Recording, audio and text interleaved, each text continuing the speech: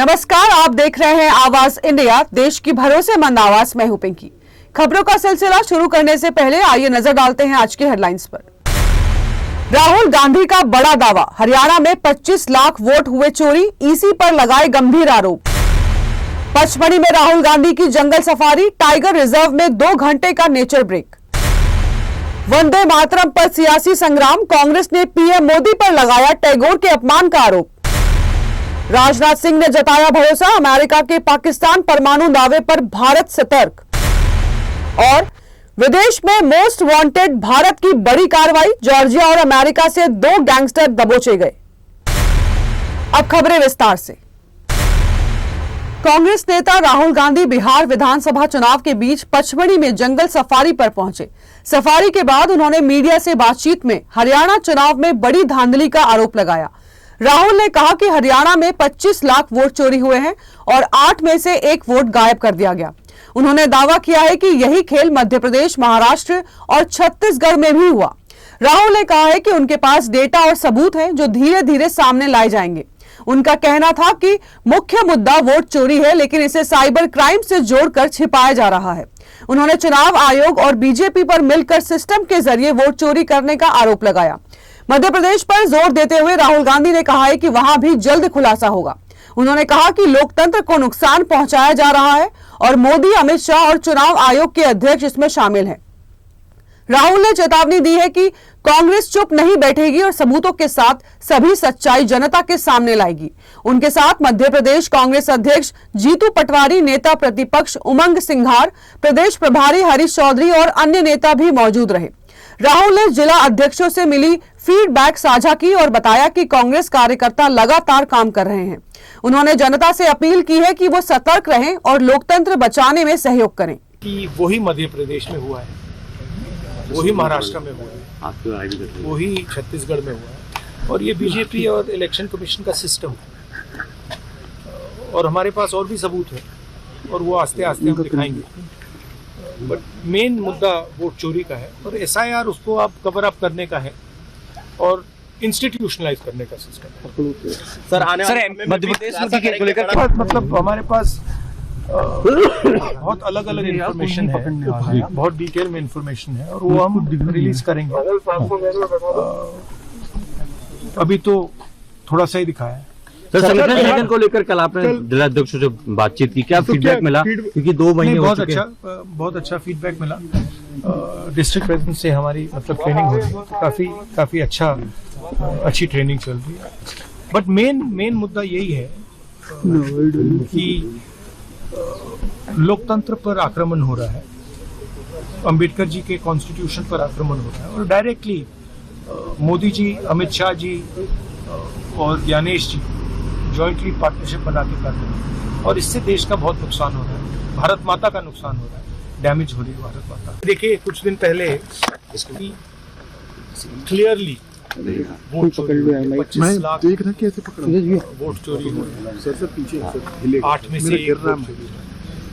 और उसको देखने के बाद, डेटा देखने के बाद मेरी सोच है कि वही मध्य प्रदेश में हुआ है, वही महाराष्ट्र में हुआ है, वही छत्तीसगढ़ में हुआ है और ये बीजेपी और इलेक्शन कमीशन का सिस्टम है। और हमारे पास और भी सबूत है और वो आस्ते आस्ते हम दिखाएंगे। बट मेन मुद्दा वोट चोरी का है और एसआईआर उसको आप कवर अप करने का है और इंस्टीट्यूशनलाइज करने का सिस्टम है। सर आने मध्य प्रदेश को लेकर मतलब हमारे पास बहुत अलग अलग इंफॉर्मेशन है, बहुत डिटेल में इंफॉर्मेशन है और वो हम रिलीज करेंगे। रविवार की सुबह और पचमढ़ी की वादियों में दिखाई दिया नेचर लवर राहुल गांधी का नया अंदाज। जी हां, राजनीति से कुछ घंटे का ब्रेक लेकर राहुल गांधी पहुंचे जंगल की गोद में, जहां उन्होंने की 2 घंटे की जंगल सफारी। सुबह ठीक 6 बजे पचमढ़ी के रविशंकर भवन से उनका काफिला निकला। करीब 10 किलोमीटर की ड्राइव के बाद काफिला पहुंचा सतपुरा टाइगर रिजर्व के पनार पानी गेट पहुंचे। यहीं से राहुल गांधी और प्रदेश अध्यक्ष कांग्रेस अध्यक्ष जीतू पटवारी जिप्सी में सवार होकर निकले और जंगल की सैर पर निकल पड़े। साथ में रही सुरक्षा टीम, फॉरेस्ट अफसर और 5 जिप्सियों का पूरा काफिला। बताया जा रहा है कि यह सफारी प्लान अचानक बना। शनिवार रात करीब 11 बजे ही तैयारी शुरू हुई और रविवार सुबह जैसे ही सूरज की पहली किरणों पड़ी। राहुल गांधी जंगल के रास्तों पर नजर आए। कांग्रेस के नेता प्रतिपक्ष का ये नेचर ब्रेक, जहां राजनीति की गहमागहमी से दूर राहुल गांधी ने लिया जंगल की हवा और वादियों का मजा। वंदे मातरम पर शुरू हुआ नया सियासी घमासान। प्रधानमंत्री नरेंद्र मोदी के बयान पर कांग्रेस ने तीखा पलटवार किया है। कांग्रेस का आरोप है कि पीएम मोदी ने 1937 की कांग्रेस वर्किंग कमेटी और गुरुदेव रविंद्रनाथ टैगोर का अपमान किया है। दरअसल प्रधानमंत्री मोदी ने अपने बयान में कहा था कि 1937 में वंदे मातरम के महत्वपूर्ण छंद छोड़ दिए गए, जिससे देश के विभाजन के बीज बोए गए। पीएम ने इसे विभाजनकारी मानसिकता करार दिया था। इस बयान पर कांग्रेस नेता जयराम रमेश ने एक्स पर पोस्ट का जवाब दिया और कहा, प्रधानमंत्री का रवैया चौंकाने वाला है, लेकिन आश्चर्यजनक नहीं, क्योंकि आरएसएस ने गांधी जी के नेतृत्व वाले स्वतंत्रता संग्राम में कोई भूमिका नहीं निभाई थी। रमेश ने ऐतिहासिक संदर्भ देते हुए कहा है कि 26 अक्टूबर से 1 नवंबर 1937 तक कोलकाता में कांग्रेस कार्य समिति की बैठक हुई थी, जहां गांधी, नेहरू, पटेल, बोस, राजेंद्र प्रसाद और टैगोर के सुझावों से वंदे मातरम पर अहम निर्णय लिया गया था। कांग्रेस का कहना है कि प्रधानमंत्री को बेरोजगारी, महंगाई, आर्थिक असमानता और गिरती निवेश दर जैसे मौजूदा मुद्दों पर ध्यान देना चाहिए, न कि आजादी के दौर के नेताओं को नीचा दिखाने में वक्त गंवाना चाहिए। वंदे मातरम, जो कभी आजादी की आवाज था, अब बन गया है राजनीति का नया रणभूमि। सवाल यह है कि क्या राष्ट्रगीत को लेकर शुरू हुआ यह विवाद देश के असली मुद्दों को दबा देगा? दक्षिण एशिया की राजनीति और सुरक्षा पर एक बार फिर सवाल खड़ा हो गया है। अमेरिकी राष्ट्रपति डोनाल्ड ट्रंप ने दावा किया है कि पाकिस्तान गुप्त रूप से भूमिगत परमाणु परीक्षण कर रहा है। ट्रंप ने एक इंटरव्यू में कहा है कि कई देश अभी भी हथियार परीक्षण जारी रखते हैं, जबकि अमेरिका संयम बरत रहा है। उनका यह बयान न सिर्फ क्षेत्रीय सुरक्षा के लिए चिंता का विषय है, बल्कि अंतर्राष्ट्रीय समुदाय की नजरें भारत पाकिस्तान के परमाणु नीतियों पर भी टिक गई हैं। पाकिस्तान ने तुरंत आरोपों को झूठा और भ्रामक बताते हुए खारिज किया। विशेषज्ञों का कहना है कि पाकिस्तान का परमाणु कार्यक्रम पारदर्शिता से दूर है। वहीं अब भारत के रक्षा मंत्री राजनाथ सिंह ने स्पष्ट किया है, भारत किसी भी चुनौती का सामना करने के लिए पूरी तरह तैयार है। भारत की नीति संयम और तत्परता पर आधारित है और किसी भी कदम का निर्णय स्थिति देखकर लिया जाएगा। भारत की नो फर्स्ट यूज नीति अब भी बरकरार है, जिसका मतलब है कि हमला होने पर ही जवाब दिया जाएगा। रक्षा मंत्री ने कहा है कि भारत इस तरह की रिपोर्टों से विचलित नहीं होगा। सुरक्षा विशेषज्ञ इसे भारत की रणनीतिक सतर्कता और क्षेत्रीय स्थिरता सुनिश्चित करने के प्रयास के रूप में देखते हैं। वहीं इस बयान ने दक्षिण एशिया में परमाणु संतुलन और वैश्विक कूटनीतिक दृष्टिकोण पर नए सवाल खड़े कर दिए हैं।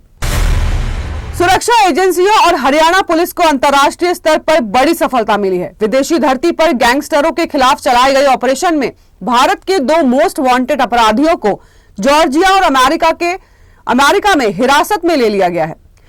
भारत की सुरक्षा एजेंसियों ने विदेशी धरती पर बजाया एक्शन का डंका। हरियाणा के 2 मोस्ट वांटेड गैंगस्टर अब सलाखों के पीछे हैं। एक जॉर्जिया में दबोचा गया तो दूसरा अमेरिका में, और अब दोनों की वापसी की उल्टी गिनती शुरू हो चुकी है। पहला नाम वेंकटेश गर्ग, हरियाणा और पंजाब में दहशत का। दूसरा नाम कपिल सांगवान उर्फ नंदू, गैंग से जुड़ा। यह अपराधी लंबे समय से विदेश में छिपा बैठा था, लेकिन भारतीय एजेंसियों की पैनी नजर से बच ना सका। अब खबर यह है, जॉर्जिया में वेंकटेश गर्ग को हिरासत में लिया गया है और उसे भारत लाने के लिए हरियाणा पुलिस की स्पेशल टीम पहुंच चुकी है जॉर्जिया। प्रत्यर्पण की प्रक्रिया फाइनल स्टेज में है और अब बात उस नाम की जिसने हरियाणा, पंजाब से लेकर दिल्ली तक खौफ का नेटवर्क फैलाया। भानु राणा, लॉरेंस बिश्नोई गैंग से जुड़ा ये मोस्ट वांटेड अब अमेरिका में एजेंसियों की गिरफ्त में है। भानु राणा के खिलाफ पंजाब में ग्रेनेड अटैक और एक्सटॉर्शन के कई केस दर्ज हैं। उसके नेटवर्क के कई साथी पहले ही जेल भेजे जा चुके हैं और अब जब खुद राणा का भारत लौटना तय है। भारत ने दे दी है एक सख्त संदेश, चाहे अपराधी कहीं भी भागे, अब कानून की पहुंच इंटरनेशनल हो चुकी है। वक्त हो चला है एक छोटे से ब्रेक का।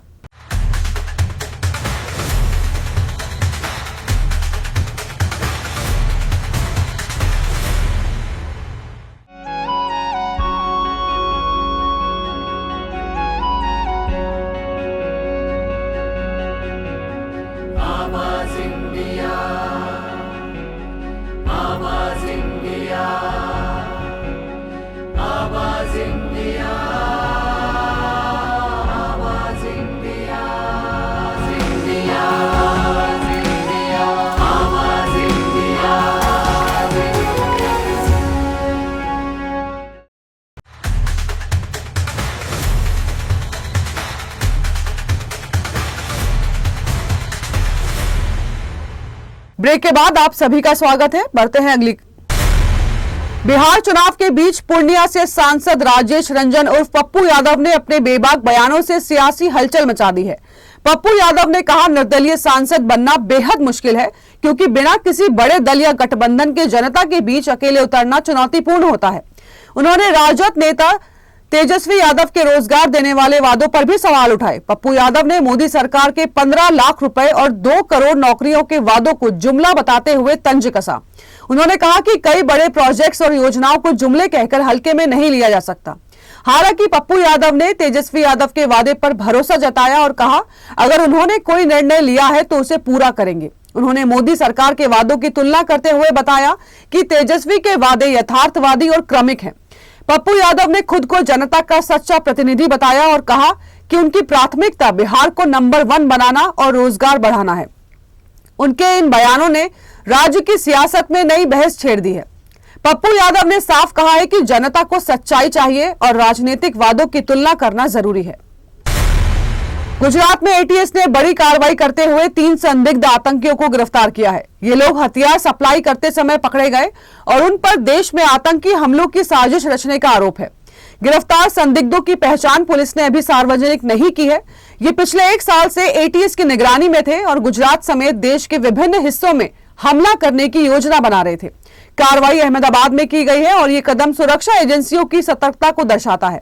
एटीएस ने बताया है कि इस गिरफ्तारी से कई संभावित हमलों को रोका गया है। आगे की जांच अभी जारी है और सभी सुरागों का पता लगाया जा रहा है। पुलिस ने कहा है कि गिरफ्तार किए गए आतंकियों के पास से हथियार बरामद हुए हैं। ये हथियार सप्लाई के दौरान पकड़े गए, जिससे उनकी योजनाओं का भंडाफोड़ हुआ। सुरक्षा एजेंसियों का मानना है कि इनकी गिरफ्तारी से राज्य और देश की सुरक्षा मजबूत हुई है। गिरफ्तारी के बाद एटीएस इनकी कनेक्शन और नेटवर्क की जांच कर रही है। इससे आतंकी मॉड्यूल की पहचान और उनके आपसी संपर्क का पता चल सकेगा। पुलिस ने नागरिकों से सतर्क रहने और संदिग्ध गतिविधियों की सूचना देने की अपील की है। यह मामला गुजरात में आतंकवाद के खिलाफ चल रही कार्रवाई की सफलता के रूप में देखा जा रहा है। पुणे की जमीन और उस पर सियासत की सबसे बड़ी जंग। अजीत पवार के बेटे पार्थ पवार अब मुश्किलों में हैं, क्योंकि इस बार मामला सिर्फ विवादित डील का नहीं बल्कि 42 करोड़ के झटके का है। राज्य सरकार ने पार्थ पवार की कंपनी अमेडिया एंटरप्राइजेस की विवादित लैंड डील को रद्द कर दिया है, लेकिन अब कानून का शिकंजा और कस गया है। इस डील को रद्द कराने के लिए कंपनी को भरना होगा 42 करोड़ का 2 गुना स्टैंप शुल्क। यानी जिस जमीन की बाजार कीमत करीब 1800 करोड़ बताई जा रही है, वो सौदा हुआ महज 300 करोड़ में। विपक्ष का आरोप है कि यह सरकारी जमीन को सस्ते दाम में हड़पने की साजिश थी। महाराष्ट्र कांग्रेस अध्यक्ष हर्षवर्धन सपकाल ने सरकार को घेरा और कहा कि पुणे और मुंबई की सभी लैंड डील पर एक श्वेत पत्र जारी किया जाए और विधानसभा के शीतकालीन सत्र में इस पर पूरे दिन की चर्चा हो। वहीं मुख्यमंत्री देवेंद्र फडणवीस और उप मुख्यमंत्री अजित पवार ने एक सुर में कहा, कानून के तहत कार्रवाई होगी, किसी को भी बख्शा नहीं जाएगा। अब बड़ा सवाल यह है कि क्या पार्थ पवार 42 करोड़ का स्टैंप शुल्क भरेंगे या फिर यह लड़ाई अदालत तक जाएगी। 2018 में हुई डील, 2024 में उठा विवाद और अब 2025 में पहुंचा ये मामला सीधे सरकार की मेज पर। एक एक दस्तावेज की जांच शुरू हो चुकी है, क्योंकि सवाल सिर्फ एक ही है कि ये जमीन का नहीं है, सिस्टम की सीख का है। 42 करोड़ का ये स्टैंप शुल्क सिर्फ रकम नहीं, ये सियासत की वो कीमत है जो अब महाराष्ट्र की सबसे ताकतवर शख्सियतों को चुकानी पड़ सकती है, क्योंकि यहां बात जमीन की नहीं, जमीन के नीचे की कहानी की है।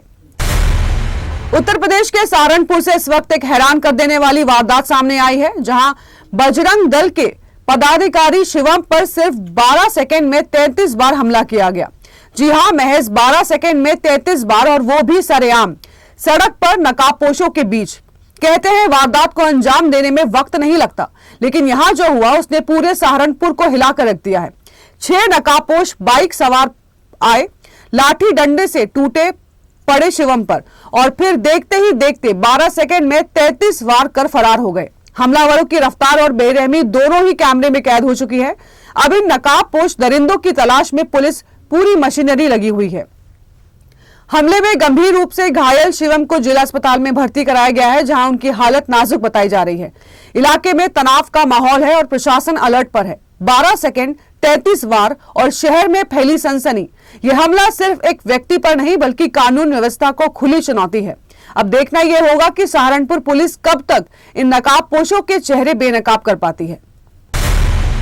अब मशीनें ही नहीं, बच्चे भी सोचेंगे। आर्टिफिशियली इंटेलिजेंस यानी कि एआई, भारत की नई शिक्षा क्रांति की शुरुआत हो चुकी है और इस बार बात हो रही है क्लास 3 के बच्चों की। केंद्रीय माध्यमिक शिक्षा बोर्ड यानी कि सीबीएसई ने तीसरी क्लास से लेकर 12वीं तक के लिए आर्टिफिशियल इंटेलिजेंस का पूरा करिकुलम तैयार कर लिया है और इसका ड्राफ्ट अब पहुंच चुका है एनसीईआरटी के पास। एनसीईआरटी की स्पेशल टीम अब इस ड्राफ्ट पर काम कर रही है ताकि देश भर के स्कूलों में एआई की पढ़ाई सिर्फ टेक्नोलॉजी नहीं बल्कि थिंकिंग स्किल भी बन सके। अप्रैल 2026 से पहले टीचर्स की एआई ट्रेनिंग शुरू होगी। दिसंबर 2025 तक हैंडबुक और डिजिटल रिसोर्स तैयार करने का लक्ष्य रखा गया है।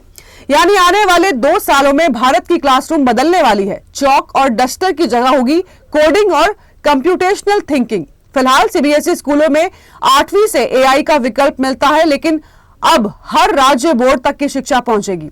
2024 से 2025 में ही करीब 8 लाख छात्रों ने 9वीं और 10वीं में एआई को चुना था। अब ये संख्या करोड़ों में पहुंचने वाली है। तो तैयार हो जाइए, अब बच्चे सिर्फ सवाल नहीं पूछेंगे बल्कि मशीनों को जवाब देना भी सिखाएंगे। नई पीढ़ी होगी एआई स्मार्ट और भारत बनेगा एआई पावर्ड नेशन। वक्त हो चला है एक छोटे से ब्रेक का।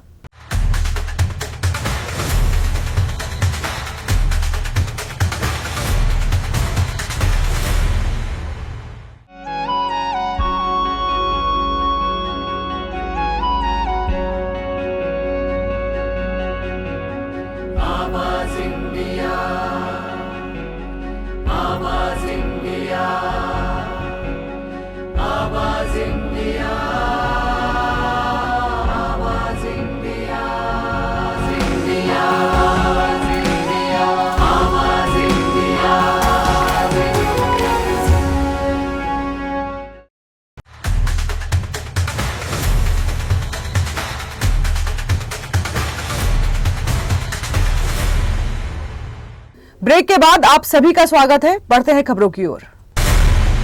कहते हैं जब हालात जख्म दे तो हौसले मरहम बन जाते हैं और जब बेटी क्रांति करे तो किस्मत भी सलाम करती है। मध्य प्रदेश की 22 साल की क्रिकेटर क्रांति गौड़, जिसने महिला वर्ल्ड कप में 9 विकेट झटके पाकिस्तान के खिलाफ मैच में प्लेयर ऑफ द मैच बनी और आज पूरे देश का सिर गर्व से ऊंचा कर दिया है। भोपाल के सम्मान समारोह में जब मुख्यमंत्री डॉक्टर मोहन यादव ने क्रांति को सम्मानित किया तो सिर्फ मेडल नहीं, एक परिवार को इज्जत भी वापस मिली। 13 साल पहले सस्पेंड हुए थे उनके पिता मुन्ना लाल गौड़, एक पुलिस कांस्टेबल जिन्हें 2012 में नौकरी से बर्खास्त कर दिया गया था। उस वक्त घर टूटा, इज्जत छिनी, लेकिन आज उसी बेटी की कामयाबी ने उसे टूटे घर में फिर से उजाला कर दिया है। मुख्यमंत्री ने मंच से कहा, हमें इस परिवार की तकलीफों का एहसास है। मौजूदा नियमों के अनुसार पिता की नौकरी बहाल करने के लिए हम हर संभव कदम उठाएंगे। क्रांति की मां नीलम और बहन रोशनी बताती है कि लोग हंसते थे जब क्रांति लड़कों के साथ क्रिकेट खेलती थी, लेकिन उसने ठान लिया था एक दिन सबको जवाब दे दूंगी और आज वही जवाब देश ने सुन लिया है। क्रांति गौड़ सिर्फ मैदान ही नहीं, उम्मीदों की भी चैंपियन बन गई है। जब बेटी ने इतिहास रचा, पिता की जिंदगी ने भी नई शुरुआत की। साउथ एक्ट्रेस अनुपमा परमेश्वरन ने सोशल मीडिया के जरिए बताया कि उन्हें लंबे समय से साइबर बुलिंग का सामना करना पड़ रहा है। सोशल मीडिया पोस्ट में उन्होंने विस्तार से बताया कि किस तरह उनकी और उनके परिवार की गलत बातें फैलाई जा रही थी। कुछ पोस्ट में उनके दोस्तों और को एक्टर्स को भी टैग किया गया। ये सभी पोस्ट उनके खिलाफ झूठे आरोप लगाते थे। अनुपमा ने कहा कि ऑनलाइन किसी को परेशान करना बहुत गलत और दुखी करने वाला है। उन्होंने बताया कि जब उन्हें बुलिंग करने वाले शख्स के बारे में पता चला तो वो चौंक गई। अनुपमा ने बताया कि साइबर बुलिंग करने वाली 20 साल की लड़की थी जो तमिलनाडु की रहने वाली है। उन्होंने इसकी पहचान उजागर न करने का फैसला लिया क्योंकि उसकी उम्र बहुत ही कम है और वो मानसिक स्वास्थ्य को देखते हुए ये सब कर रही है। अनुपमा ने सभी लोगों और फैंस को संदेश दिया है कि स्मार्टफोन का इस्तेमाल समझदारी और जिम्मेदारी से करना चाहिए। उन्होंने कहा कि साइबर बुलिंग न केवल गलत है बल्कि दंडनीय अपराध भी है। करियर की बात करें तो इस साल वो film Janaki versus state of Kerala में नजर आई और दूसरी फिल्म लॉकडाउन की शूटिंग कर रही हैं। तो फिलहाल के लिए देश और दुनिया की खबरों में इतना ही। जुड़े रहिए आवाज इंडिया के साथ, जल्द होगी मुलाकात। तब तक के लिए नमस्कार।